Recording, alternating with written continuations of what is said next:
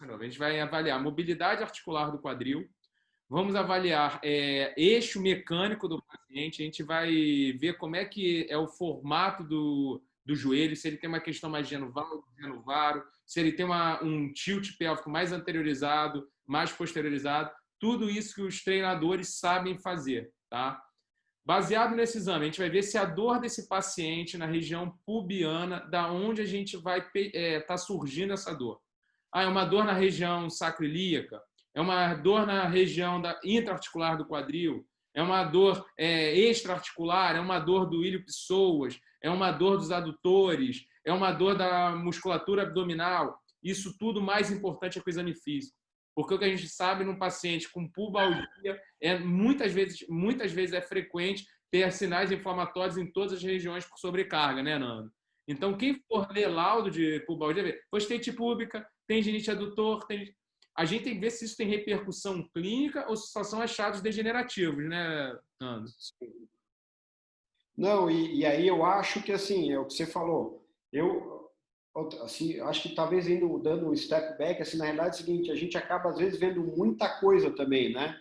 Às vezes a gente discute, olha, o paciente tem tal e tal alteração, tal e tal achado, e aí você, não, isso clinicamente não é tão importante ou não é tão significativo. O Nando acha tudo, né? Eu falo, Nando, não tem repercussão nenhuma, esquece. Porque eu acho que assim, isso que é legal de entender, assim, porque a tomografia ela é mais limitada, né? Porque é muita questão óssea, relação articular, eventualmente algumas partes moles, para quem já está acostumado a ver ressonância e ultrassom, acaba vendo alguma coisa de partes moles, mas o ideal ali é a questão óssea e articular.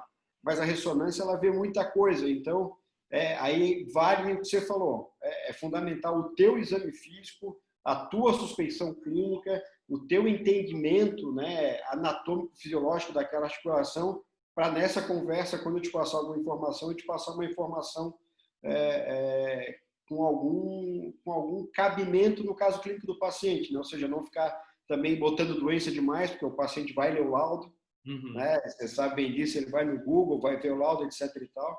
Então, isso ajuda a gente, eu acho que na radiologia, a pesar a mão na hora do laudo também. E para a galera que se assusta hoje, praticante de atividade física amador intenso, um lutador de jiu-jitsu, crossfit, corrida, ciclismo, qual a incidência mais ou menos você pega em pacientes com alguma alteração degenerativa labral? Cara, eu vou te falar, isso é absurdo. Assim, a gente conversou semana passada, eu fiz uma ressonância minha por fazer, não tenho, assim, a priori clínica, fiz exercício e eu tenho lesão labral, né? Então, e assim, diria que vamos botar acima aí dos 40 anos, alguma alteração degenerativa, não necessariamente lesão, acho que 80%. E a gente tem pessoas tratando pubalgia, impacto femoroacetabular, como se fosse uma lesão labral nesses pacientes, Sim. sem sintomatologia nenhuma. Eu já tive casos de paciente com queixa de dor posterior, típico de tendinite insercional, você lembra até do caso, né? Sim. E estavam tratando a paciente com uma tendinite insercional posterior, como se fosse um impacto femoroacetabular, porque ela tinha alteração de imagem na região labral, sendo que ela não tinha dor nenhuma no teste do impacto. Então, o que a gente quer trazer aqui, por mais que o exame radiológico seja muito importante, o exame físico é fundamental. Primeiro, a gente tem que ter um exame físico muito rico, para depois a gente ver se os exames de imagem vão trazer algumas coisas novas ou não para nós. Perfeito. Pensando agora nesse seguinte, acho que a maioria aqui já entrou da galera que estava inscrita, para a gente... Aí, o Gustavo falando exatamente, tratamos pessoas e não exames, perfeito. Por isso que a gente trabalha junto, Gustavão. Então, o que a gente tem que pensar aqui? Vamos usar os exames de imagem. Por que uma pessoa que tem ou uma dor no quadril ou uma dor na virilha tem que ser avaliada com brevidade? Tem estudos mostrando alterações radiográficas no quadril numa população normal que variam entre 35% a 75% na literatura. Exatamente. Então, a gente imagina, e a maioria é sintomático. Agora, vamos trazer para a nossa realidade um número de pessoas treinando antes do fechamento da placa de crescimento cada vez maior em alto rendimento, principalmente nos colégios hoje. Antigamente, as crianças brincavam mais livres. Hoje, ou elas estão na tecnologia ou estão em aulas de alto rendimento sendo terceirizada a prática esportiva dessas crianças. Vamos pensar numa faixa etária de pessoas que não faziam atividade física depois dos 40 anos ou até depois dos 30 anos e começam a fazer muito movimento de impacto, mudança brusca de direção e flexão do quadril acima de 90 graus. Será que essas 75% de alteração de imagem, que antes eram assintomáticas, não vão poder gerar alguma dor nessa articulação do quadril? Então, baseado nisso, é uma queixa que a gente não pode negligenciar, que a gente pode tratar um impacto numa fase inicial. Nessa faixa etária, muitas vezes a gente não vai precisar indicar o tratamento cirúrgico e muitas vezes as pessoas vão negligenciando, e a pessoa muitas vezes aparece com muita dor no quadril, com uma restrição de arco de movimento, e quando a gente pede o exame de imagem, uma cabeça deformada e muitas vezes até artrose no quadril, como eu já tive alguns casos com o Luiz.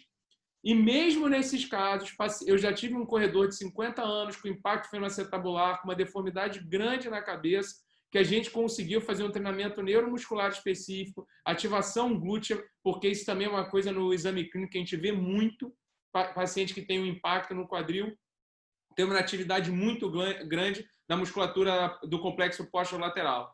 E a gente conseguiu fazer com que ele corresse, que ele melhorasse a dinâmica e sem dor. Eu não indiquei uma cirurgia no paciente de 80 anos, uma artroscopia de quadril com sinais degenerativos. Então, é muito importante essa nossa avaliação. Nessa nossa avaliação, Nando, que a gente pensa, o que a gente avalia muito? A posição do colo femoral, se ele está muito rodado para frente ou se ele está mais rodado para trás, que é antiversão ou retroversão. A gente quer ver se a posição no acetabular está com uma antiversão rodada mais para frente ou com uma retroversão olhando mais para trás. A gente quer ver se a inclinação sacral está aumentada ou diminuída. E vocês vão pensar comigo, se vocês entendem a prescrição do agachamento, se vocês entendem o processo de reabilitação, vocês vão entender o porquê dessa minha preocupação com esses parâmetros. E, Nando, e além disso, que a gente sempre avalia muito, o padrão ouro para a gente identificar sportsman hérnia na literatura mundial é o ultrassom abdominal dinâmico. E a gente criou alguns protocolos também que a gente está conseguindo isso com a ressonância magnética. E a incidência é bem alta, né, Nando, depois que você começou a procurar, né? Não, sim. Então, até falando um pouquinho do que você falou da questão da avaliação da versão acetabular, femoral, etc., que eu acho que é legal é isso, assim, por exemplo, se você pega ali a versão acetabular tem uma variação de 20 a 40, entre aspas. Então, só a radiologia sem o seu exame não faria muito fundamento, né? Então, é o que a gente volta a falar, né? Os dados têm que ser passados para vocês de estar mais retrovertido, estar mais antivertido, estar não invertido, mas juntando com o teu exame. Isso em relação à tomografia, né? E tem, acho que a gente vai falar depois, tem outros valores ali, ângulo alfa, cobertura, etc. e tal. Isso que eu acho que você tem que falar. O que você avalia isso no parâmetro radiográfico, para o pessoal entender por que a gente pede esse exame. Tá. A gente consegue, eventualmente, avaliar na radiologia convencional, mas acaba tendo alguma limitação, né? O CrossSign, alguns outros achados indiretos para te pensar em situações relacionadas a impacto, a sobrecobertura, etc. A vantagem da tomografia, apesar de ser um exame que tem um determinado grau de radiação, mas só para fazer assim, uma comparação rápida e até para o pessoal que é leigo na área, por exemplo, uma tomografia de bacilo equivale a 1 ano de radiação cósmica ambiente, entendeu? Então, em termos de efeitos estocásticos, de preocupação futura, não tem grandes preocupações. Então, claro que é um exame que a gente tem que sempre né, cuidado para fazer, não se faz de maneira aleatória, mas não é essa questão toda, porque hoje os equipamentos, por exemplo, lá da Fonte Imagem, da São José, elas medem a menor quantidade possível de radiação para aquele paciente, ou seja, fazem da maneira mais segura possível. Então, eu vejo a questão da versão, né, o que você falou, a versão do acetábulo, se ele está mais para frente, mais para trás, a gente consegue ver a conformação da cabeça e a tomografia permite com que, como eu consigo um dado volumétrico, uns dados tridimensionais, eu consigo manipular essa imagem e pegar a melhor imagem de corte para ver, por exemplo, um ângulo alfa. Eu não sei se você tem alguma foto depois, mas qualquer coisa a gente mostra mais tarde. que seria uma deformidade do contorno anterior da cabeça que pode, né, predispor ou estar relacionados ao impacto, por exemplo, uma pistol grip, né, que é uma deformidade da cabeça femoral. E aí a gente consegue ver qual a extensão da sobrecobertura do acetábulo em relação à cabeça femoral. E a gente consegue, junto com a avaliação de alguns achados do joelho e eventualmente do tornozelo, mas que acaba sendo um pouco exagerado, mas do joelho são suficientes, a gente consegue ver essa relação da versão do joelho, né, da versão fêmur também, te ajudar nessa informação dessa o que a gente chama dessa torção versão femoral.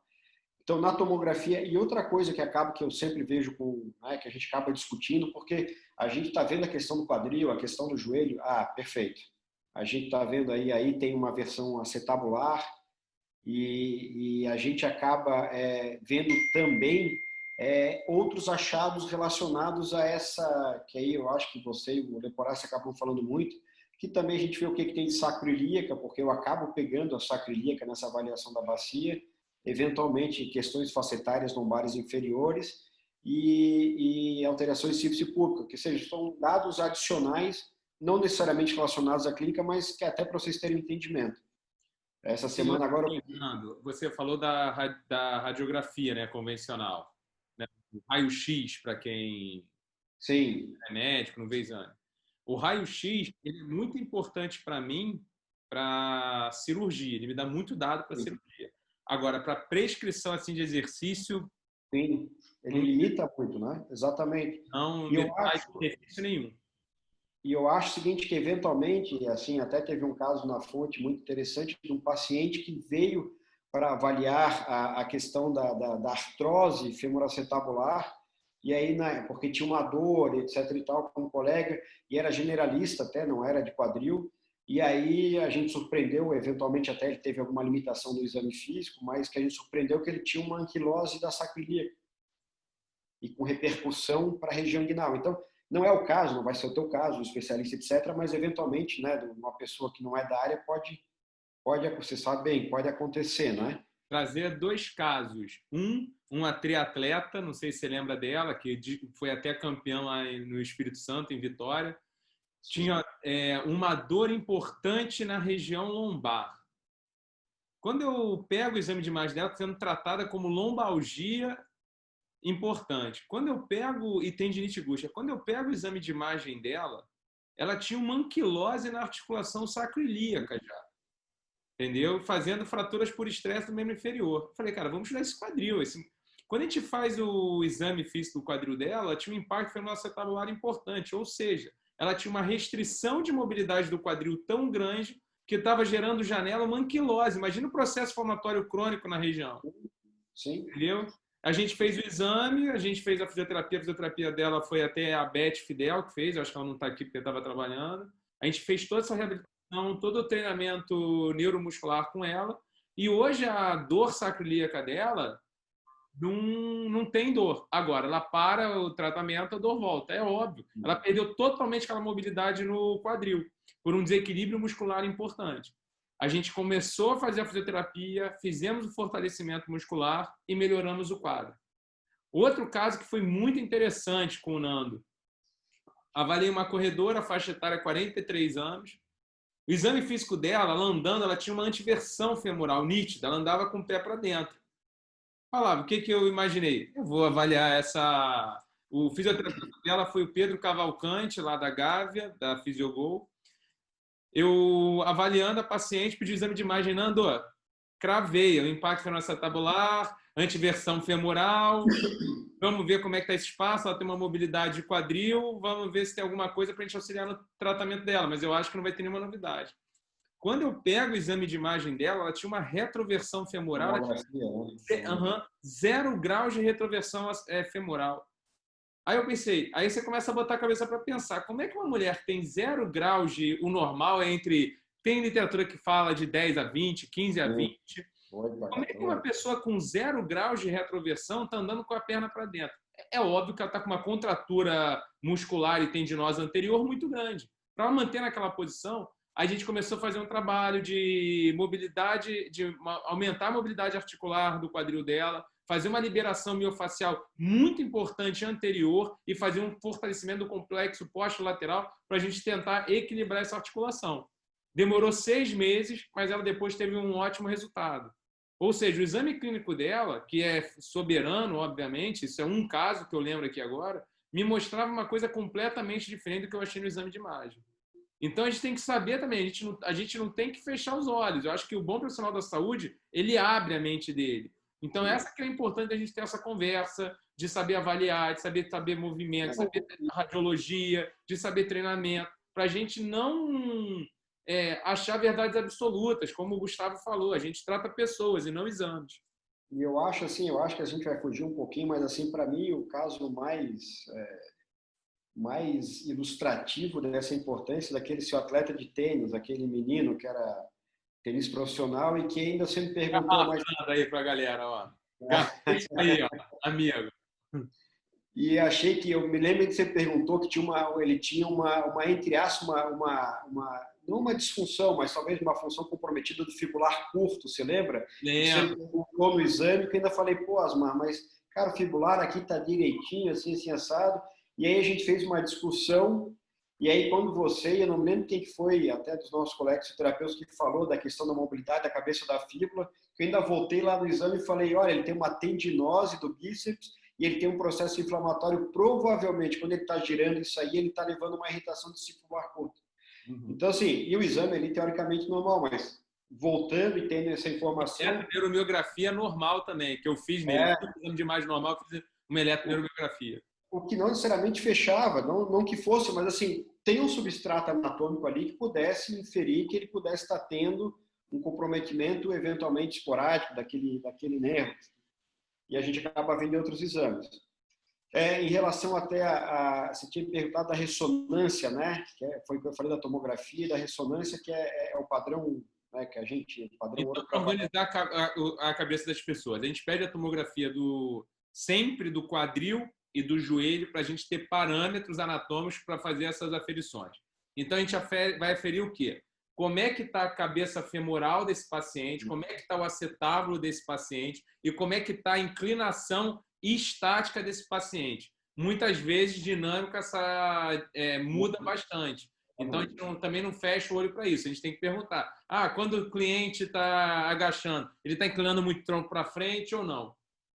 Com todas essas informações mais da anatomia óssea, antes do Nando entrar nos exames para partes moles, que também são importantes, o que a gente vai falar? Olha só, se a perna do cliente está assim, faz sentido a gente prescrever muito agachamento com a perna rodada externa?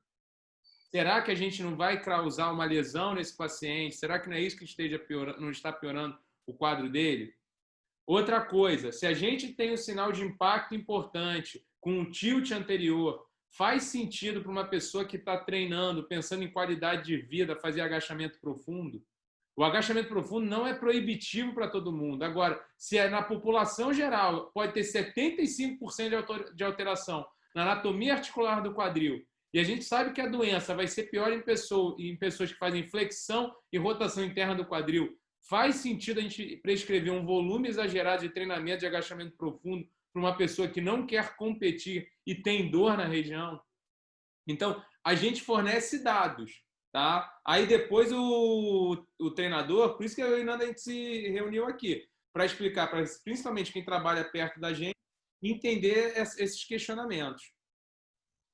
Não, e aí agora eu me lembrei que na realidade você tinha falado em relação a esportes hérnias, né? Ultrassom, e que a gente tá tendo algum sucesso. E eu vou te falar o seguinte, o que eu tô notando? Existe uma dificuldade do radiologista em entender esses esportes hérnios, porque a gente acaba sempre sendo muito anatomicista, né? O diagnóstico é muito difícil. E a gente acaba, o que fazendo sempre? A gente acaba procurando hérnia inguinal ou hérnia peringuinal. E sempre qual é a preocupação? É ver conteúdo, né? Alargamento do canal, conteúdo adiposo, herniação de conteúdo. E o que a gente tem avaliado, inclusive, provavelmente aí o Rodrigo, eu estou sem ver os participantes, mas o Castelo, e ele me permitiu falar o nome dele, cara, assim, é interessantíssimo, porque o que eu tenho feito na ressonância hoje é fazer uma avaliação estática, assim, no momento do exame, do quadril propriamente dito, e a gente faz um valsalva durante o exame. Ou seja, a gente faz um exame né, com o abdômen normal, relaxado, e manda o paciente soprar no dorso da mão e fazer compressão para tentar simular um aumento da pressão intraabdominal, ali intrapélvica. E assim, tem pego em alguns casos achados interessantíssimos. O Castelo, por exemplo, ele tinha uma dor específica suprapúbica, não vou me lembrar agora se é direita ou esquerda, me desculpa ele, mas com marcador, e teve essa vantagem dele como médico e colega, olha, minha dor é aqui quando eu faço esse movimento, etc e tal, e a gente conseguiu ver que ele tinha uma diastase no valsalva entre o reto abdominal e a musculatura oblíqua ali do lado, que era assimétrica em relação ao lado contralateral. Então, assim, eu tenho um achado de imagem, tanto estático como dinâmico, e tenho uma clínica positiva. E acaba que eu tenho pego em muitos pacientes, principalmente o atleta, eu tenho alguns casos com o Gustavão, alguns atletas do COB, tem um caso que foi interessantíssimo num corredor, está entre os 3 maiores índices aqui do Brasil, que estaria aqui no Japão, se não fosse essa pandemia desgraçada aí, mas e que a gente fez o pré e pós-valsalva nele. Eu, por exemplo, nunca tinha entendido, nunca soube que o corredor de curta distância, velocista, faz muita valsalva durante a corrida, nunca parei para, né? E aí me explicaram, quando a gente fazia o exame pré do canal inguinal, já era um canal inguinal estranho, alargado, que a gente viu uma irregularidade da parede, que a gente consegue ver na ressonância, melhor, acho que no ultrassom, provavelmente. E quando a gente fazia o pós-valsalva, ele tinha um alargamento assimétrico absurdo. E ele vinha sendo tratado pelo menos há 1 ano e meio em São Paulo por pubalgia crônica.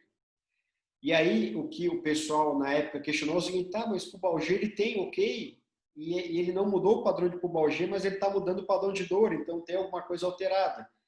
E esse, eu acho que foi um dos primeiros casos no ano passado que sugeriu isso, de começar a falar, pô, a dor, pô, vamos fazer um valsalva para ver o que acontece. Então, assim, essa parte especificamente eu estou meio que aprendendo já de um ano para cá, meio de maneira intuitiva. Nando, quando eu te liguei, Nando, eu preciso de alguém que faça esse ultrassom bom, porque ninguém no Rio faz. Aí você falou, para quê? Eu preciso fazer valsalva, porque eu estou pegando diagnóstico de vários pacientes que eu tenho que ter essa confirmação diagnóstica e ninguém no Rio sabe fazer o exame que eu preciso para isso. Aí você falou, vamos tentar fazer esse protocolo, e a gente começou a fazer ressonância. E começou a aparecer muito. Isso foi, e até do ponto de vista prático, no bombeiro, eu estava. Eu estou de licença em vencimento agora, por isso até a barba, não sei nem se eu vou voltar ou não. Eu estava lá no grupo de quadril com um irmão meu, o Alexandre Palotino, e a gente lá não tinha um artroscópio e eu fazia as cirurgias minimamente invasivas abertas, né, da região pubiana. Sim. E resultados bons, só que alguns bombeiros não tinham tanta melhora. Como o acesso era aberto, eu comecei a falar com o cirurgião geral. Falei, cara, quer entrar comigo nessas cirurgias, para a gente começar a documentar? Vamos fazer um acesso pequeno aqui para a região do canal inguinal, para ver se tem essa questão da sports hérnia. Eu não tenho como documentar isso, eu não sei se tem. A gente fez em 10 pacientes, Nando, que tinham impacto femoroacetabular, para ver se tinham achado ou não para a cirurgia. Dos 10 pacientes, 7 tinham deficiência da parede. É um número muito alto que a gente muitas vezes negligencia no diagnóstico.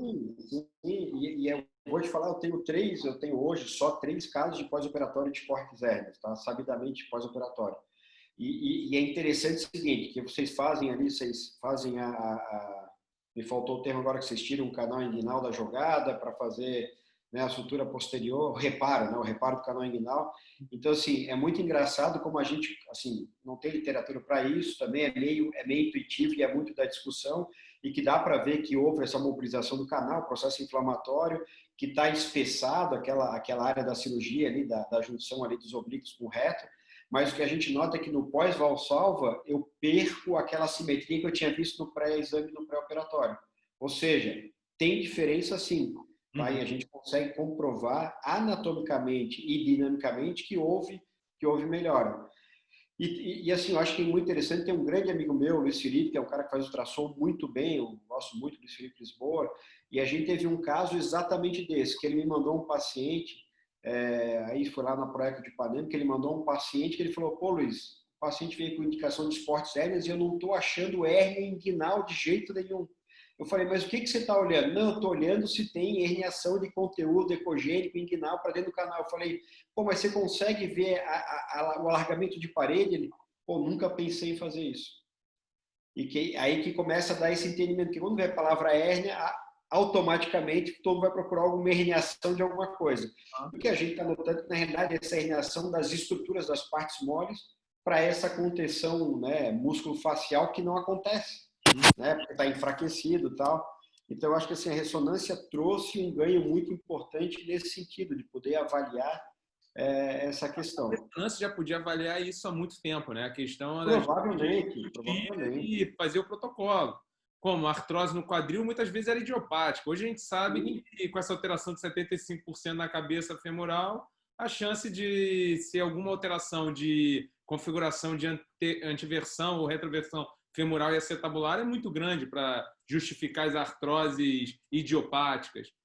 Pubalgia, que as pessoas ressecavam o osso do pubis. Hoje a gente sabe que ali eu sempre brinco, a bacia está aqui, na frente está o pubis, atrás está a sacro ilíaco. Se o quadril não está funcionando bem, vai sobrecarregar tanto o pubis quanto a região sacroiliaca.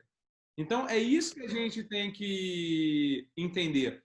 Muitas vezes, o Castelo está aqui, o Garcês estava aqui, colegas são excelentes ortopedistas. A gente, na residência de ortopedia, a gente sabe diagnosticar a doença e operar doente. A gente aprende isso na residência médica. Entendeu? O número de patologias é muito grande, a gente tem que enxugar a fila do Sistema Único de Saúde, então acaba sendo uma residência muitas vezes muito mais cirúrgica, muito trauma do esporte. O que a gente tem que pensar agora é como trazer essa questão dinâmica com tecnologia, exame físico, avaliação, como a gente pode trazer isso a nosso favor em tratar essas pessoas sem a necessidade de tratamento cirúrgico. O tratamento cirúrgico para um empresário que faz a atividade amadora, para ele ficar 3 meses longe das suas atividades é ruim. Então, se a gente conseguir trazer a qualidade de vida dele através da função, a gente vai ter, com certeza, um índice de satisfação muito maior dos nossos clientes. E se ele optar pelo tratamento cirúrgico, ele vai ver, cara, eu fiz tudo que tinha para fazer, eu fiz uma fisioterapia bem feita, não fiquei naquela fisioterapia que parece manicure, 10 pessoas do lado fazendo os procedimentos. Ou eu fiz um personal muito bom que fez o meu treinamento baseado numa avaliação e eu fiz isso 3 meses e não melhorei. Nesses casos, ele vai acabar pedindo a cirurgia para a gente. Então, isso é muito importante a gente saber avaliar. E eu estava conversando isso até com o Leporace. Você na radiologia, Nanda, é a primeira vez que eu tenho. Eu já tenho acho que uns 15 anos aí de estrada. Eu nunca tive esse contato com radiologia. Não é que você é o melhor radiologista do mundo, porque todo mundo lê o mesmo livro. Sim. Agora, na conversa, a gente aprende, a gente discute. Entendeu? Dizer, o Garcês, que é mais novo que está aqui, que eu não tenho a menor dúvida, vai ser um dos melhores cirurgiões de joelho no Rio em poucos anos. O Castelo, que mais ou menos da minha faixa etária, é um excelente cirurgião. Não é dizer que um é melhor que o outro. Agora, com certeza, quem está se destacando são pessoas que sabem conversar, porque muitas vezes a gente não vai saber tudo. Você acabou pegando um quadro que viu conversando com o treinador do tenista, que ele tinha questão na fíbula, você reviu o seu laudo. Talvez, se você não conversasse com essa pessoa, essas questões não teriam essa melhora. Aí, ó, Luiz é o melhor radiologista assim aí, ó. Parceiro, amigo. Não, mas eu vou te dar até um caso mas esse caso foi da Proeco, por exemplo, um caso que foi interessante e na verdade que era uma amiga minha e por isso que foi bom, porque ela veio de uma reumato, tá, para avaliar uma dor sacroiliaca. O Jatobá, eu acho que tá, não estou vendo, deve estar por aí, o Jatobá que tratou dela depois. E ela veio para ver começou com uma lombalgia, foi para uma sacroiliaca, tudo isso foi pensado, mas reumatologista. E aí, e a gente tinha discutido, acho que uma semana antes, sobre dor glútea profunda. E aí, como eu conversando com ela, eu peguei, cara, deixa eu fazer, e fiz assim, só de maneira esporádica, fiz ali uma sequência neurográfica do quadril e fiz uma sequência só para você entender como é legal essa questão do radiologista poder entender. Fiz o exame dela e ela era um caso de ciático dentro do piriforme. E aí eu peguei e fiz a ressonância dela com o quadril. Eu botei ela na ressonância, quando eu estava com o tempo, eu perguntei ela, como é que é a tua dor? Ela falou, quando eu cruzo a perna. e eu botei ela na ressonância com a perna cruzada. Então, assim, eu acho que já te falei, acho que esse caso, e aí via que, assim, que no forame obturador maior, até o Jatobá, que é doutor em anatomia, que depois que eu não tinha muito, que quando ele relaxa, o piriforme cresce ali dentro e aumentava o grau de compressão, e exatamente onde disparava a dor. Mas dentro dos casos, só que sim, o que é interessante? É o radiologista começar a tentar entender a biomecânica e, de repente, adaptar o exame. Entendeu? Assim, é o que a gente sempre vem conversando, é tentar dar algum dinamicismo na ressonância, eventualmente tomografia, que não é mais comum. Mas, por exemplo, eu estou pensando aqui agora, na São José chegou essa semana, vai começar, uma bobina chamada Arcoil, que é um lençol. Até depois eu te mando as imagens, assim, que eu não vi ainda, vou ver amanhã esse equipamento. E é um lençol. Então, por exemplo, no joelho, eu consigo embrulhar o joelho e fazer a flexão do joelho. No quadril, eu estou pensando se a gente não consegue fazer esse quadril com flexão, com hiperflexão do quadril, entendeu? Assim, alguma coisa, porque eventualmente é isso, é tentar responder a tua dor. Pô, Nando, ele só tem dor quando, sei lá, quando ele dobra o joelho, dói o quadril. Então, a gente tentar, e nem sempre é fácil, né, porque a ressonância é por core, né, por natureza estática, mas é tentar, o que eu acho que a gente, radiologista todos, de maneira geral, é assim, é estar com vocês para tentar entender como é que eu respondo a tua dor, como é que eu respondo o teu problema, a tua questão, e eventualmente adaptar esse exame para tentar responder, que foi o caso da esportes hérnias, a gente já conversou muito, paciente fazer corrida pré e pós para ver dor na panturrilha, né? O futebol acaba fazendo alguns com o Gustavão. Então, que a gente bota o paciente pré e pós-corrida para forçar a dor do paciente. Tem um caso, um colega nosso, que aí eu fiz, ele tinha um tornozelo com um osso trígono, eu fui lá e botei hiperextensão no tornozelo dele, ele meio que deixou fazer, lá da São José, e a gente via que o trígono ele deslocava posterior e ficava exatamente impactado onde tinha um edema. Então, sim, te dando exemplos aleatórios de como é interessante essa relação para a radiologia tentar se modernizar, né? Sair um pouco do lugar comum e, né, mapas coloridos, etc. e tal. Então, eu acho que é isso que, de repente, nos auxiliou a fazer alguma diferença nessa área especificamente. Entendeu? O Garcês falou aqui que você está mudando a prática dele no consultório, assim, e é verdade, muda. Vou dar só um exemplo, fugindo um pouco do assunto antes de abrir as perguntas, que eu acho que a gente já falou todo esse básico, a ideia, né? Sim. O porquê da gente faz o protocolo, né, Nando, que a gente criou. Sim. Eu estava com um paciente, chegou com dor no pé, né? Semana passada, sexta-feira à tarde, dia dos namorados. Pegou a dor no pé, você pode me ver correndo trilha na montanha. O cara chega no meu consultório, com o pé, tô com pouca dor, um pilão no pé. O que a gente pensa no residência de ortopedia? Fez um Lisfranc, né? Um edema nesse pé, dessa monta. Eu examino ele sem dor. Falei, cara, estranho. Aí aperto dor na interfalangiana do primeiro raio, né? Do halo. Eu falo, que estranho, mas muito pouca dor. Nando, eu preciso de um exame agora. Ele, tem o jantar dia dos namorados. Quase preparei. Vou gravar isso aí para mostrar para minha mulher depois. Nando, me salva. Não tá normal esse pé. Alguma coisa a gente tem que procurar. Aí o Nando me manda uma imagem de uma lesão que depois até eu nem conversei com você, só ouvindo os áudios, né? De uma lesão que eu nunca tinha atendido, só tinha lido em artigo, né? Que é o turf toe, né? Que é a lesão do pé no gramado, tipo do futebol americano. Que seria uma lesão da faixa plantar, luxação do sesamoide, lesão ligamentar do sesamoide. O ligamento sesamoide falangiano. Aí eu falei assim, cara, eu nunca vi essa lesão. Primeiro, só tinha lido sobre ela no tema. Já liguei para o paciente, mandei ele comprar um imobilizador, que para quem entende, aquele típico do joanete, para manter na posição, para ver se vai evoluir com estabilidade ou não para indicar o tratamento cirúrgico.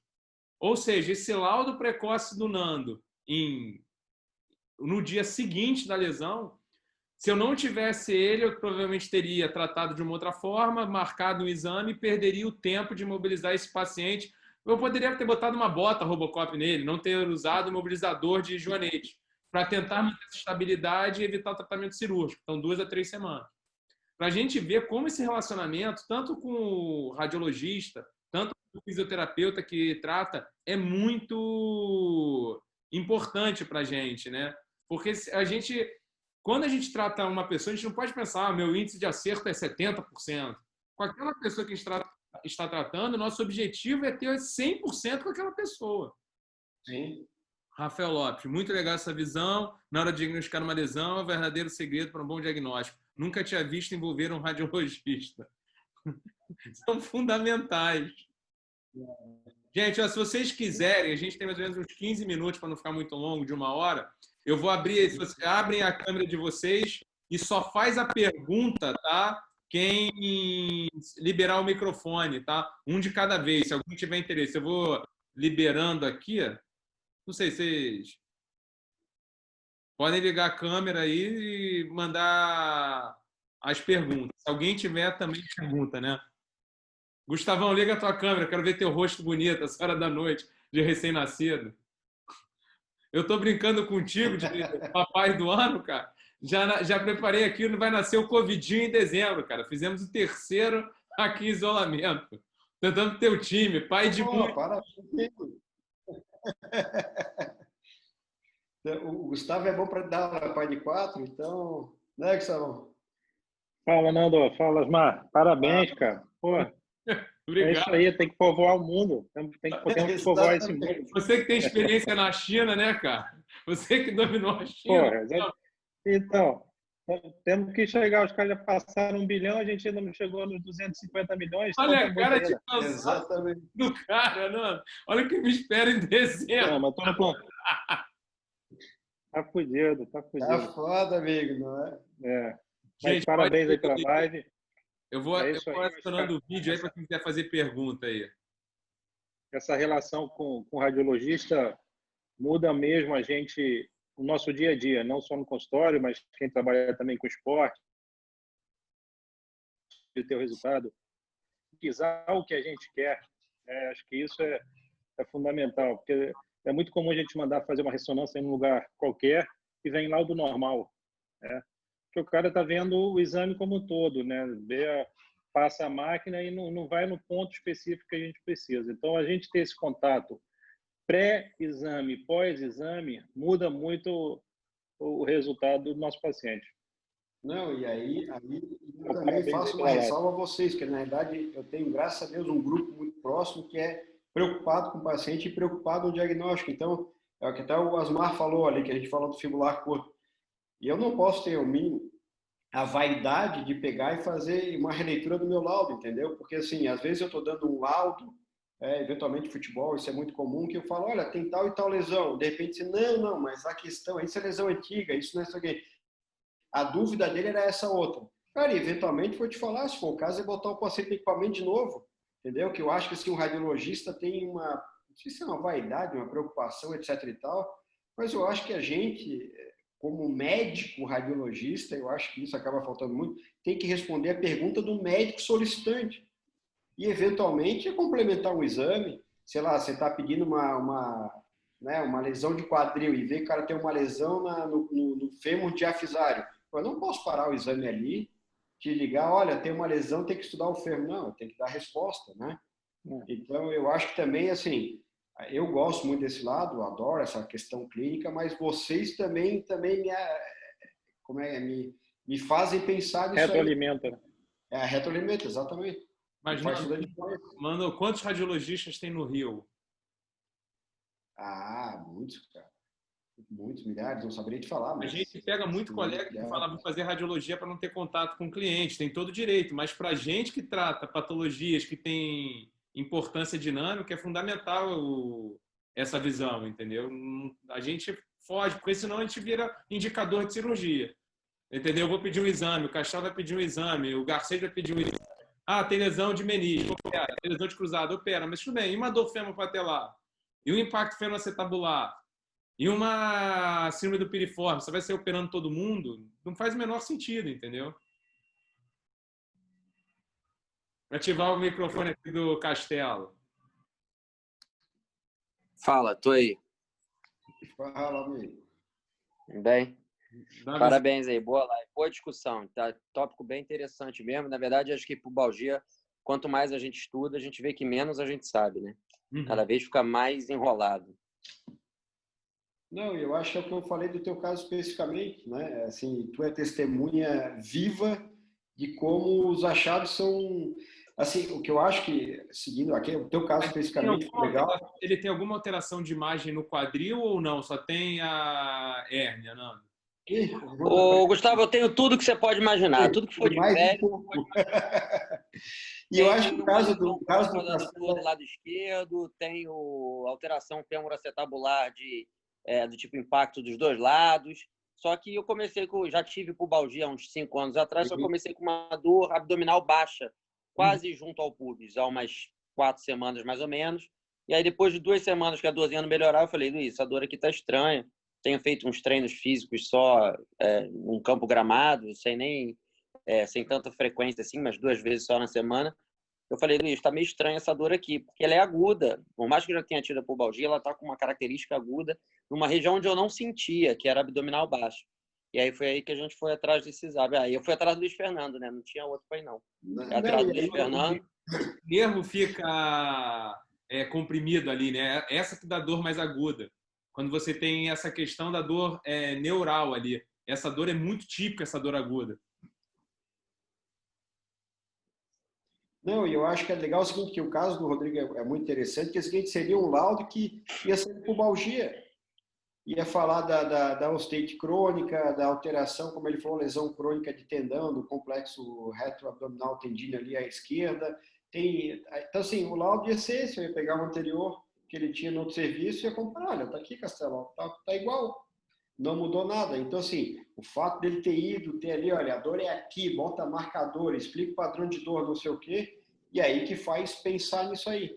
Então, eu acho que tem vários outros casos interessantes dessa questão de entender, antes de fazer o exame, o que quer ver, né? Para tentar buscar uma lesão condral, para ver uma lesão labral. Eu tenho um caso, que aí é joelho, foge um pouquinho, mas com cais essa semana especificamente, amigo nosso também de joelho, e que o paciente tinha uma desinserção menisco-tibial, e a gente só via uma acentuação do líquido entre o menisco e a tíbia. Que aí, juntando com o exame físico do CAI, isso pensar na lesão específica. Então, assim, faz toda a diferença, né? Eu estou falando de outros colegas que eu e o Asmar, a gente conversa quase que 100% dos pacientes, né? Via WhatsApp, com meus outros amigos também. Mas estou dando, assim, outros exemplos esporádicos de outras áreas que, cara, você voltar lá, olhar o exame, opa, não, realmente, a dor dele é ali, né? O Gabriel deve estar falando que a gente tem visto muito questão de lesão de raiz, né? E processo inflamatório, de você voltar, olhar, agora de um atleta tinha um pós-operatório de joelho, e aí tinha várias alterações próprias, né, de uma paciente, um atleta de alta performance, mas aí na conversa ali, não, a dor é aqui, ó, em tal lesão, é assim. Então, assim, vou falar que para mim é muito rico, muito rico também essa conversa com vocês, entendeu? Entender o que vocês querem. Eu vou pedir aqui para o Luiz Fernando Alves, fisioterapeuta que tem feito um trabalho legal em relação ao ciclismo. O que eu tenho pego bastante aqui, eu já até falei com o Nando isso para prestar atenção nesse retorno. A galera que corre tem treinado um volume muito alto de ciclismo em casa, no rolo, e a gente sabe que o ciclismo gera um encurtamento da cabeça longa do bíceps, né? E uma das lesões mais comuns que a gente tem visto na corrida, nessa transição, são as pessoas fazendo uma tendinite insercional. Você não faz uma lesão muscular no ventre muscular, você faz uma tendinite insercional, que teoricamente a gente não é uma lesão que a gente via muito na corrida, né, Luiz? E com essa questão atualmente de correr e pedalar, tem aumentado muito a incidência, principalmente em mulher que faz fratura por estresse. Aí vai começar a pedalar para diminuir o risco de fratura por estresse. E eu queria, de repente, que o Luiz e o Leta falarem um pouquinho. O Luiz da parte do ciclismo e o Leta, que entende muito da corrida, que está aqui, que eu vi a carinha dele aqui no vídeo, falar um pouco da corrida nessa questão. Que eu acho que é uma lesão que a gente vai ver mais do que habitualmente nesse retorno, Nando. Opa, Está ativado, Luiz. opa, boa noite, tudo bom?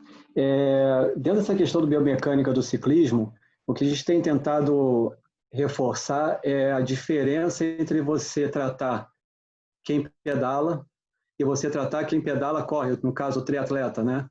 São padrões, até no último encontro da SONAF, isso foi bastante abordado. São assuntos completamente distintos, assim, realmente o padrão que você encontra, o padrão motor, toda a biomecânica, ela é completamente diferente. Você não consegue avaliar quem corre e pedala fazendo a somatória das duas funções. Você teria que, na verdade, assim, avaliar ele no ciclismo e avaliar ele na corrida, porque ele não seria identificado através dessas variáveis. Eu acho que isso é importante. O Leta, eu não sei qual é a visão do Leta, mas é um padrão completamente diferente. Quando você avalia dentro da sua clínica particular, o praticante único exclusivamente do ciclismo e o que também faz atividades que envolvem triatlon e tal, então são os padrões de lesão que são distintas e você não consegue abordar avaliando por atividade física específica. Você não consegue somar as atividades. Mas, Luiz, pensando um pouco na reabilitação e até prevenção de lesões, que você é um dos melhores no Rio nessa questão, o que você acha de fazer algum trabalho desses corredores, de, sei lá, algum treinamento para você combater previamente esse encurtamento da cabeça longa do bíceps? Você acha que é viagem da minha cabeça? Você acha que é uma coisa plausível de conseguir? Você acha que tem algum exercício para isso ou não? Você... Não sei, eu já estou pensando em uma coisa para prevenir nesse retorno, entendeu? Acho que Já engatilha. esse tema de... Leta. Leta, vamos lá. Não, acho que, na verdade, a relação de você entender, eu acho que eu, particularmente, comecei a ver em mulheres uma situação mais comum de ser vista através do aumento da velocidade na corrida. Por exemplo, pacientes começavam a fazer atividades, por exemplo, de HIIT, né? Então começaram a apresentar quadros chegando com queixas similares a uma pubalgia, né? Então, a melhora, aumento da performance sem essa adaptação da biomecânica funcional dentro da prática do exercício. Então, eu vejo muito isso como, na verdade, assim, e eu vejo também pela visão da ortopedia, né? Quando eu fui entender um pouco sobre pubalgia, eu fui através dos ensaios clínicos da Muschabeck, né, do Michael Myers, para tentar entender o que era realmente a pubalgia. Isso diferenciar os portes hérnia, diferenciar essa relação do tendão conjunto. Cirurgião geral, né, Luiz? Deixar claro aqui.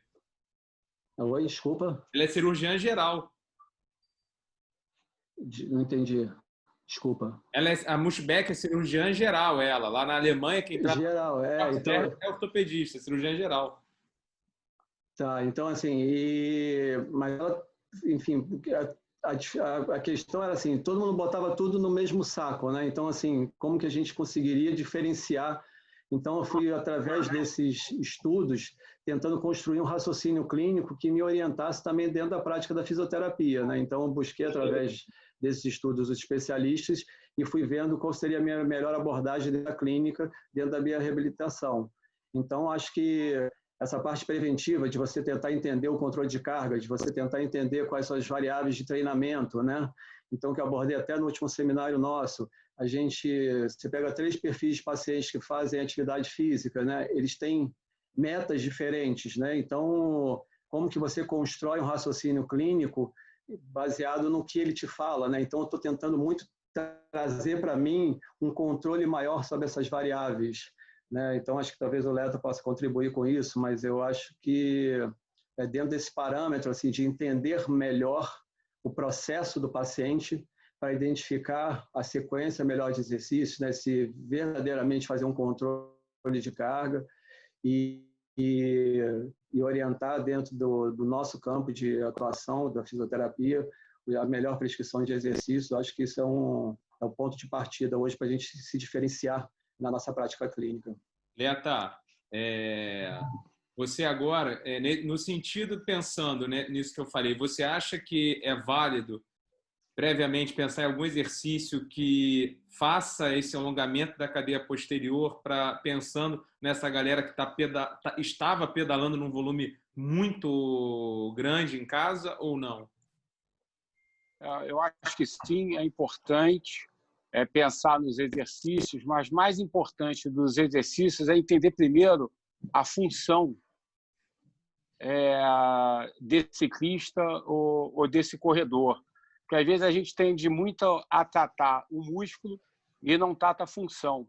E o fundamental é entender o que está alterado na função desse corredor ou desse ciclista que pode levar à sobrecarga de um grupamento muscular específico, no caso dos posteriores de coxa. Então, acho que a gente sabe que nesse período de pandemia e quarentena, as pessoas estão ficando muito tempo sentadas, e essa posição de muito tempo sentada acaba aumentando esse encurtamento no posterior de coxa. E quando ele voltar, né, a fazer as atividades normais, a gente vai ter que ter uma preocupação muito grande, primeiro com a aplicação da carga de treinamento. E nessa aplicação da carga de treinamento, a gente sabe, principalmente quando você aumenta a velocidade da corrida, né, você tem um aumento não só da frequência, mas tem um aumento da amplitude de passada.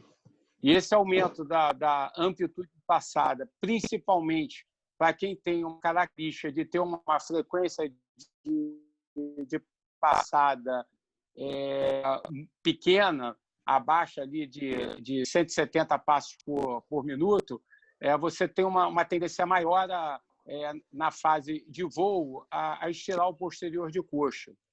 E isso, né, para uma pessoa que ficou muito tempo sentada, que não está com uma mobilidade adaptada para o gesto específico da corrida, você pode propiciar um aumento ali da tensão no isco e gerar essas lesões associadas ao posterior. Então, esse é um primeiro ponto. Um segundo ponto também é avaliar como é que está, e isso foi muito bem abordado por vocês aí, essa relação da articulação do quadril com a pelve. Se o quadril, se realmente o indivíduo ele corre com o quadril em anteroversão, se ele corre com o quadril em retroversão. Então, se ele tem uma tendência a correr muito em anteroversão, ele pode ali ter uma que a gente chama de amnésia glútea, ativar poucos glúteos, e essa pouca atividade dos glúteos pode sobrecarregar os sinergistas, que são os posteriores de coxa. Então, é fundamental, e aí sim, a gente tem essa análise funcional do nosso atleta ou do nosso corredor, para, a partir dessa análise, selecionar quais são os exercícios mais específicos, né? E aí, para os exercícios do posterior, especificamente para o posterior de coxa, sair um pouco do clássico que a gente faz, que a gente vê nas academias, que são os exercícios de cadeira flexora, o trabalho isolado, e pensar em realmente a gente trabalhar nos exercícios mais integrados. E aí, esses exercícios mais integrados, aí sim a gente entra para os agachamentos, tanto bipodais para os agachamentos unipodais e principalmente para os agachamentos em passada, onde você tem o componente tanto de desaceleração do trabalho do posterior de coxa, como na fase dele de aceleração na propulsão. Então, entender como essas cadeias cinéticas elas estão integradas, entender como é que o teu aluno, o teu paciente está funcionalmente, como é que está, se ele tiver, por exemplo, a musculatura lateral do quadril, tiver os glúteos fracos, ele vai ter um componente rotacional maior. Dá uma deixada Dá uma deixada aqui para o Nando, que a gente tem visto muito, que a gente deixou de falar no exame de imagem, Nando. Essa questão, paciente com impacto, a gente achava muito, a gente sabe que funcionalmente tem essa diminuição de força do complexo posterolateral, né? Só que a gente começou a ver em alguns casos alteração no volume muscular, né, Nando? Não, então, eu acho que assim, a ressonância, eu vou voltar um pouquinho lá para o quadril lá atrás. Então, por exemplo, aquelas pacientes mais idosas, que a gente pega muito impacto isquiofemoral, aquele impacto, né, atrás entre o fêmur e o isquio, para quem não está acostumado com a anatomia e que ali tem uma alteração do quadrado femoral, a gente pega muito, por exemplo, atrofia e hipotrofia do tensor da lata e do glúteo máximo, como achado secundário. Então, essa questão da atrofia, ver atrofia de músculo, ver atrofia de perna, de membro inferior, é relativamente comum. A atrofia propriamente dita, lipossubstituição. Você me mandou outro dia aquela questão do ângulo de penação, né, que a gente vai estudar isso aí, dar uma olhada. Estou pensando em algumas coisas, a gente já discutiu lá atrás, no passado, a possibilidade até de fazer uma avaliação metabólica do músculo, né, que a gente tem que botar isso para frente, fazer o que a gente chama de espectroscopia por ressonância do músculo, então a gente consegue ver. E voltando só um pouquinho para o bíceps femoral, que eu acho que é legal, porque assim, só para vocês entenderem, né, a radiologia, até muito pouco tempo atrás, o radiologista, de maneira geral, usava fórmula de laudo. Eu tinha a fórmula de laudo do quadril, a fórmula de laudo do joelho, a fórmula de laudo, né, da coluna, e na fórmula de laudo do joelho, só para vocês entenderem, só aparece o quadríceps e o patelar. Não entra o semimembranoso, não entra poplíteo, não entra bíceps femoral. Então, até hoje, tem muito radiologista que, quando vai olhar o joelho, olha o patelar e, eventualmente, o quadricepital. Quando vai olhar a cartilagem, olha a cartilagem patelar. Esquece que a tróclea tem muita cartilagem, porque a fórmula é da condropatia patelar. Então, isso que vocês estão trazendo, na realidade, né, acaba que eu sempre olhei os tendões como um todo, mas assim, é muito importante isso, porque para eu bíceps femoral, eventualmente eu tenho que mudar meu protocolo, até porque talvez precise fazer contraste, o que é muito seguro para o paciente na ressonância, isso é bom vocês entenderem também, contraste na ressonância é muito seguro, mas eventualmente eu preciso fazer uma sequência, cortar o axial mais baixo, jogar a sequência, né, o axial é quando eu fatio o joelho de cima para baixo, né, e o sagital, que eu fatio o joelho do medial para lateral, eventualmente eu tenho que estender esse corte para pegar o bíceps, porque senão a gente, por protocolo, corta, né? Então, assim, é importante vir essa demanda de vocês, né? Meu paciente, eu quero olhar essa tendinose do bíceps, eu quero olhar essa atrofia muscular, porque eventualmente vale a pena fazer um exame comparativo e a gente vai ver que ele tem não uma hipertrofia por aumento da massa muscular, mas uma assimetria hipertrófica do membro em relação ao outro. E aí eu posso até ajudar ele, tá estranho, esse membro dele aqui, ele é muscularmente assimétrico com menor densidade muscular que o contralateral. Então, não sei se foi essa a tua pergunta, mas assim, a gente consegue trazer esse tipo de informação desde que questionado. A gente tem que ser provocado, entendeu? Você falou aqui dessa questão do metabolismo muscular, fisiologia. Entrou aqui o Fábio Cauê, que é um treinador da Rede Bodytech, que entende muito do assunto, é um cara que pode acrescentar muito para a gente nesse trabalho que a gente está querendo fazer, junto com a ajuda do Gustavo Campos, médico do esporte, com o Moneral, fisiologista amigo nosso também. Então, alguns projetos vindo muito baseados, relacionando tanto imagem quanto função, né? Gente, já são 9h10 da noite, não é isso? Isso. 9h10. Se ninguém tiver mais pergunta nenhuma, acho que a gente pode finalizar para não ficar cansativo. Acho que a ideia ficou. Só uma rapidinho que o Gustavão botou aqui, eu acho que é interessante que ele botou aí. Quando essa alteração aparece durante a prática do exercício?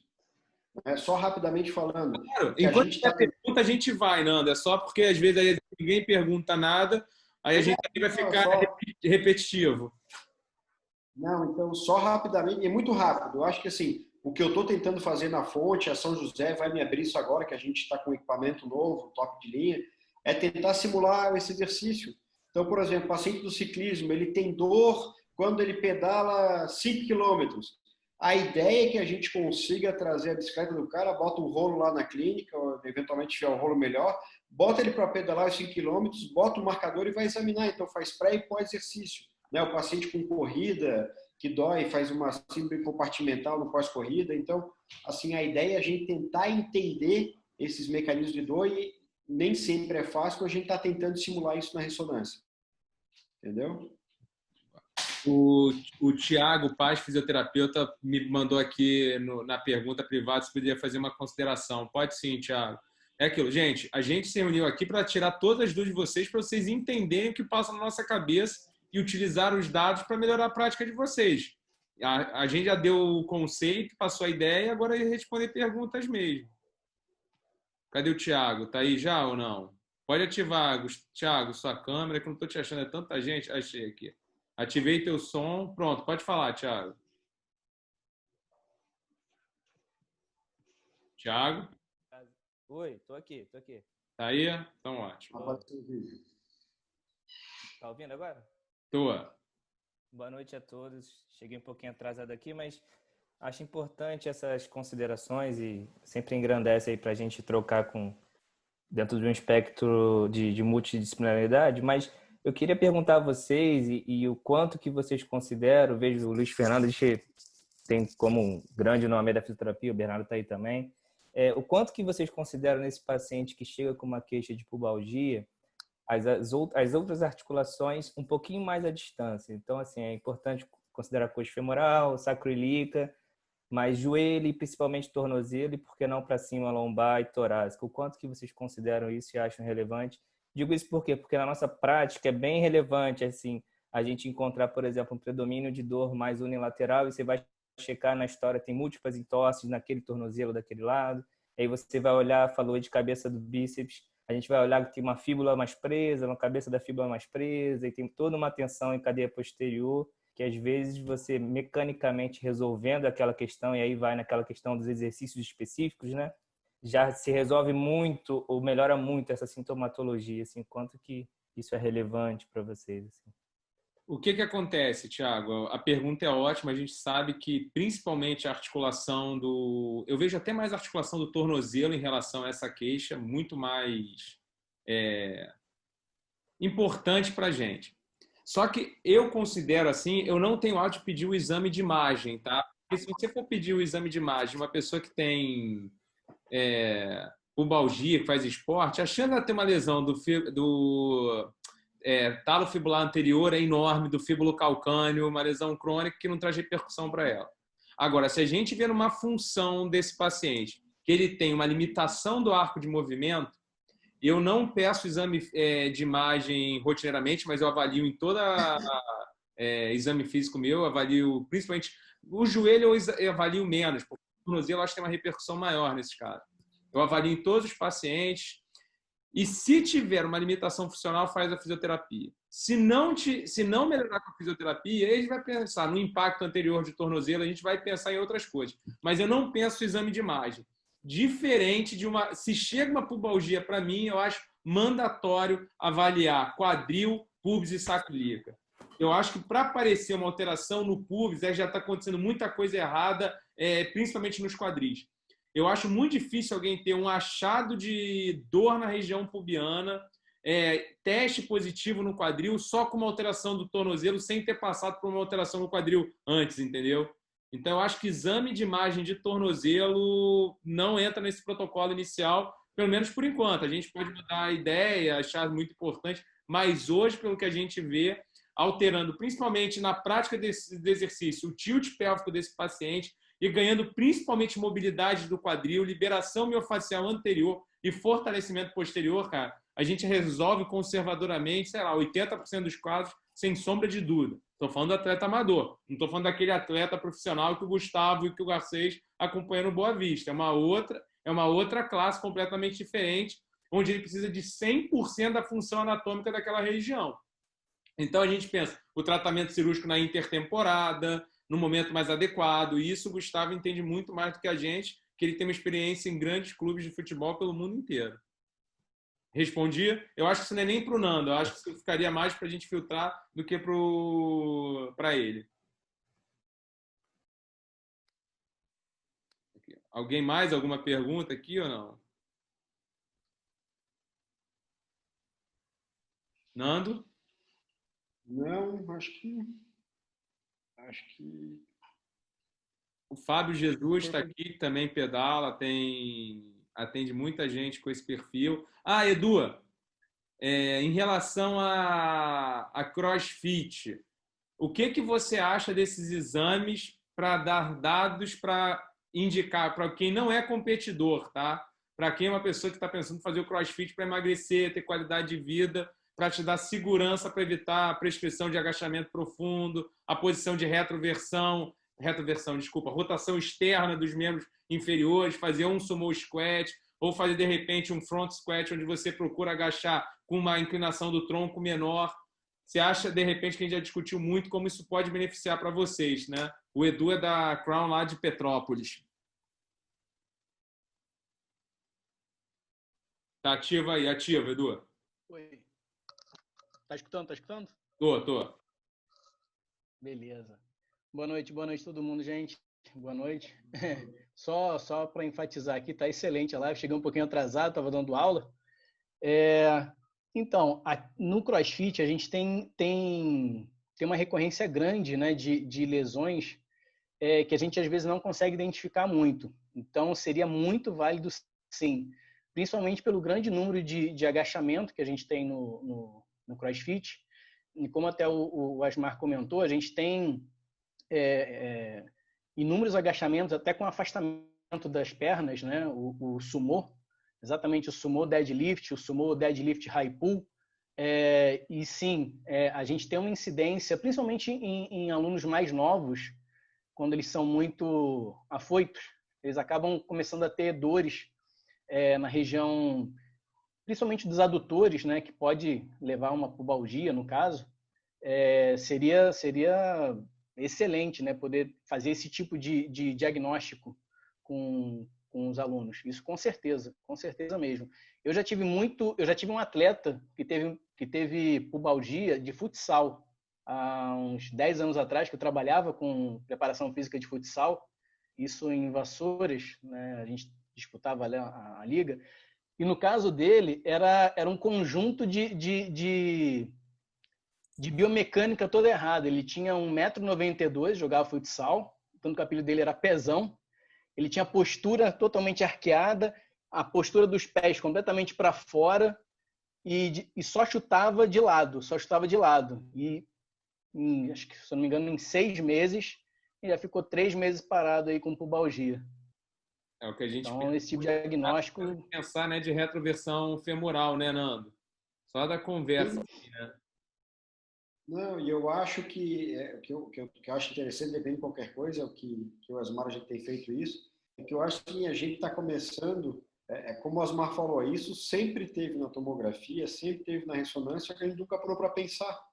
Então, o que eu estou achando que está bem legal, que eu estou vendo, que o Asmar tem discutido muito com o pessoal da biomecânica, da fisioterapia, da educação física, é que assim, começar a entender esses achados e trazer, porque tem muita coisa que a gente nunca parou para pensar, entre aspas, a radiologia. Então, a gente não passava essa informação para vocês. Então, o que eu acho que o que está trazendo, puxar esse conceito de vocês para a gente, mais uma vez, é isso. Opa, isso, eu, radiologista, achava que não era interessante, então eu não falava. Né? O pessoal brinca que a radiologia é a única especialidade médica que decide o que interessa ou não paciente, sem falar com o médico solicitante. Então eu olhava aquilo lá, não, isso aí não. Por exemplo, uma tendinose do bíceps femoral, não, esquece, é um achado. E eventualmente, num caso específico, é a causa da, sei lá, é a consequência da dor e vai dar uma informação muito forte, muito importante para vocês. O Adriano, né, para variar sem camisa, quer fazer uma pergunta aqui. Fala, pessoal, boa noite. Só tirar uma dúvida, eu estou começando a pegar uns casos que não sei se eu nunca tinha analisado dessa forma ou se está sendo novo, e aí eu queria a opinião de vocês. Tem muito paciente com uma dor na lombar, a maioria já tem protusão ou hérnia, mais ou menos em L4, L5, L5, S1, só que quando eles estão fazendo vários exames, está aparecendo uma síndrome chamada síndrome da dor do trocânter maior. Eu não sei se vocês conseguem ver isso no exame, eu estou tendo uma dificuldade do trocânter maior. Olha só, mas vem escrito... tipo ressalto interno do quadril. Tá vendo esse nome? Síndrome do trocânter maior no laudo? Não tá vendo com esse nome. Foi o que eu achei no pesquisando. Porque, a princípio, é dor na lombar, na altura da sacroiliaca. Só que essa descrição que tem, né, em relação às dores e a forma que ela vem irradiada, os artigos que eu achei é disso. Se quiser, até te mando depois. Ótimo. O que acontece? A gente tem as síndromes posterolaterais do quadril, né, que a gente sempre avalia, tem que avaliar. E o que a gente vê muito, principalmente, vamos supor, ciclista, crossfit, corrida, o que tem muito? pessoal acha assim, o levantamento de peso olímpico machuca muito, né? O movimento complexo. Vários trabalhos já mostram que o deadlift, que teoricamente é um exercício que as pessoas acham simples, o levantamento de terra, quando ele é mal executado, é o que gera mais lesões no quadril e na coluna, porque você não faz o movimento em dobradiça direito no quadril. Se você não tem uma boa mobilidade do quadril, você vai dissipar energia em articulações adjacentes, pubis, sacroiliaca e lombar. Acho que o Lunge está até aqui, eu não sei se ele está aqui ainda. Tem uma hérnia de disco lombar. Pô, dói muito minha lombar, principalmente quando eu faço deadlift. Cara, vem cá para a gente avaliar isso. Cara, o impacto no quadril, com uma limitação de arco-movimento, ele não tinha queixa nenhuma no quadril e ele tem uma imagem importante da deformidade da cabeça femoral. Fazendo o tratamento conservador com impacto, a dor dele na lombar sumiu. Então, muitas vezes, isso pode acontecer sim. Se você for fazer ressonância, né, Nando, na população geral, e ter uma protusão L4 e L5, vai ser enorme. O que tem que avaliar é o quê? Se você está suspeitando de uma síndrome posterolateral do quadril, é sempre muito importante você ver mobilidade articular da articulação do quadril, força, desequilíbrio muscular, se você tem uma hiperatividade do trato iliotibial, que mostra um pouco que você está com uma ativação dessa questão posterolateral do quadril, e no exame de imagem, aí o Nando pode falar mais o que ele procura, né? Como ele já falou alguns casos aqui, de síndrome de compressão, síndrome do piriforme, síndrome isquiofemoral. Aí você tem diversos diagnósticos diferenciais para essa dor posterior no quadril, né, Nando? Sim. E eu acho que é interessante assim, essa funcionalidade, porque, por exemplo, a gente tem um caso da Ponte, que é achado, que veio por uma ginecologista de uma mulher que tinha dor profunda por varicosidade do glúteo inferior. Ela tinha tanta varicosidade do glúteo inferior que quando ele passava junto ao ciático, ali logo abaixo do quadrado femoral, junto e abaixo, cara, foi uma compressão absurda e tinha hipersinal. Vou trazer a minha filha também, fiquei com inveja agora. Um beijo. E eu acho que é isso, que a gente acaba tendo vários achados. Impacto isquiofemoral, as tendinoses, glúteo mínimo e médio, alterações inflamatórias junto às origens dos isquiotibiais e alterações inflamatórias vetão exuberante que ela vai para o projeto ciático e, eventualmente, eu tenho 2 casos interessantíssimos de pacientes que fizeram uma glútea profunda, né, e juntando isso que o Asmar está falando, porque fizeram um impacto isquiofemoral, fizeram uma atrofia absurda do quadrado femoral e fez uma lesão fibrovascular rematocente. E esse resquício fibroso, fibroinflamatório do quadrado femoral envolveu o ciático. Então, assim, tem várias causas, várias causas, alteração do próprio quadril e tal. Mas aí volta que a gente tem falado desde o início. É fazer uma discussão bem feita, tá? Só para você entender, o pessoal da neuroradiologia, que a gente tem discutido isso. A neuroradiologia ela é extremamente detalhada na descrição, ela considera pequenos detalhes de alteração do encéfalo, cortical, trato, etc. E tal. E a gente, na radiologia musculoesquelética, na medicina do esporte, era muito grosseiro. A alteração tem que ser grosseira. Se for grosseira, não descreve. E o que a gente está entendendo é que não. Que a gente tem que começar a buscar filigranas, detalhes de achados de imagem que eventualmente respondem uma pergunta que vários exames normais não estavam respondendo, entendeu? Porque às vezes a lesão estava lá, mas só estava essa conversa com vocês.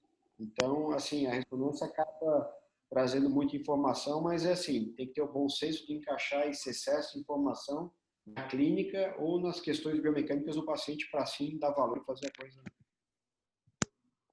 Tranquilo? Acho que não tem mais pergunta nenhuma, né?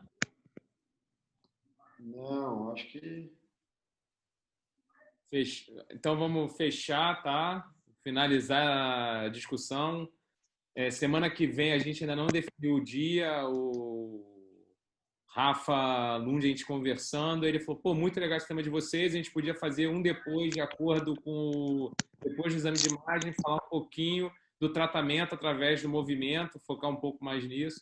Então, não sei o dia ainda, depende muito, porque talvez segunda-feira eu, Altamiro Bottino e o Breno, a gente faça um debate sobre questões de tecnologia, laser, eletroestimulação, aplicativos para avaliar sono. De repente, até o Gustavão vai poder acrescentar isso com a gente, com a visão do futebol também, que o Miro, como ele, tem anos na estrada no futebol.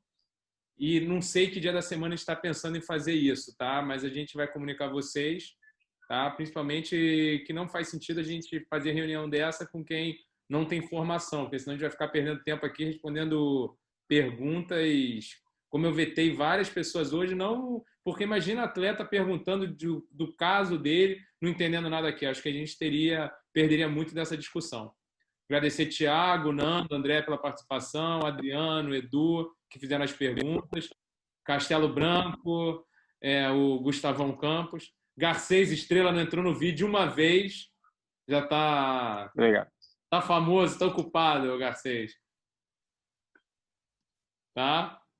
Então, semana que vem a gente volta para conversar, ainda não sei o dia, mas eu mando para vocês lá naquele canal de inscrição a questão do movimento. Tá bom? Quer fazer alguma consideração final, Nando? Não, agradecer. Eu, na verdade, queria agradecer um negócio muito simples. Vocês estão dando uma evidência à radiologia com cuidado. Então, assim, independente do papel ou não, mas eu acho que a gente sim tem um papel coadjuvante, um papel secundário, entre aspas, assim, de estar por trás dos bastidores. Mas, cara, assim, é legal assim, que essa evidência dada à radiologia, porque eu especificamente sou um radiologista que adoro clínica, né? Então, frustrado porque não tem muita coisa do paciente, mas fico feliz com essa nova deferência que vocês estão dando e assim, faz muita diferença, não só para vocês, mas para nós também, acredito. E agradecer o convite e a presença. Foi bom demais. Boa noite, então, gente. Finalizar aqui.